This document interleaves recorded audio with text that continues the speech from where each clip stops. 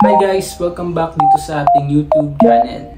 And in this video guys, ay tuturo ko sa inyo kung paano ba gumawa ng LTMS account sa mismong LTO portal. Kung ikaw ay nagbabalak na kumuha ng iyong driver's license, mag-renew ng iyong kasalukuyan na driver's license, at magparehistro or mag-renew ng inyong mga sasakyan, ay pwede mo na nga itong magawa through online process. Mas madali nga ito at mas less hassle dahil medyo may advantage ka na dito dahil through online ka na magpa-process, ay medyo mababawasan nga yung oras na kailangan mong ilaan sa pagpunta sa mga LTO offices. Napaka-basic nga lang nito at pwede mo nga itong i-access through computer or sa inyong mga mobile phones. At maganda nga dito guys ay pwede mo nga itong i-access kung ikaw ay nasa loob at nasa labas din ng bansa. Tara, at isa-isay na nga natin.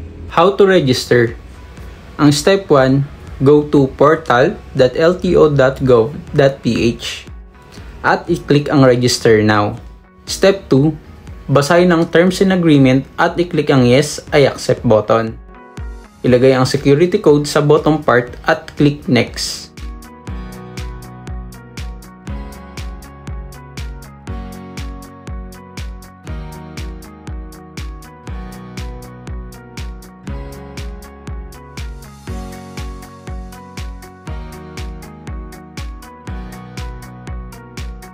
Ang step 3, piliin ang type of enrollment. Para sa video na ito, individual enrollment ang gagawin natin. Step 4, piliin kung ikaw may driver's license na or wala. Kung meron, kailangan ilagay ang driver's license details at i-click ang next.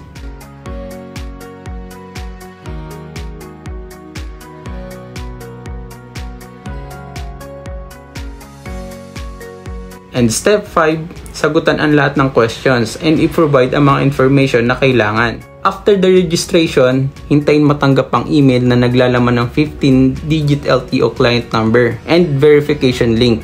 I-click ang link within 24 hours to confirm your registration and i-set up na ang iyong password. And lastly, after makagawa ng iyong password ay pwede ka na mag-login sa iyong account. Ano ang mga pwede mong gawin gamit ang LTMS account portal? Number 1 is you can apply for a driver's license and renewal. Number 2, view electronic driver's license. Number 3 is motor vehicle registration and renewal. And number 4, you can take CDA online validation exams. Number 5 is you can check your LTO violations. Number 6 is you can access e-learning modules. Number 7 is you can apply for revision of records. Number 8, you can check your documents you have submitted to LTO. And lastly, number 9 is you can check your LTO transactions. Dito na tayo guys sa mga advantage ng pagkakaroon ng LTMS account. Number 1, for faster transaction. Mas convenient and mas mapapadali nga ang mga pag-process mo sa LTO. Ang kailangan mo na lang gawin ay mag-submit ng transaction through LTMS portal. Reminder lang guys na kailangan mo pa rin pumunta sa mismong LTO branch,